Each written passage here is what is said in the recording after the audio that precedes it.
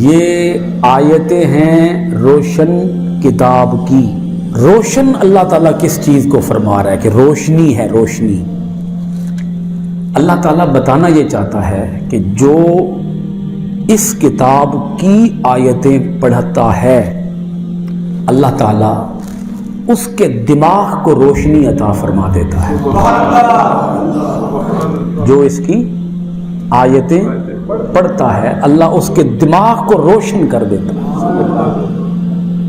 اس کے دماغ کی بتی جل جاتی ہے، اندر روشنی آتی ہے، اندر نور آتا ہے، اندر قلب میں، من میں، باطن میں، نظر میں، فہم و فراست میں، شعور میں، بصیرت میں، اندر۔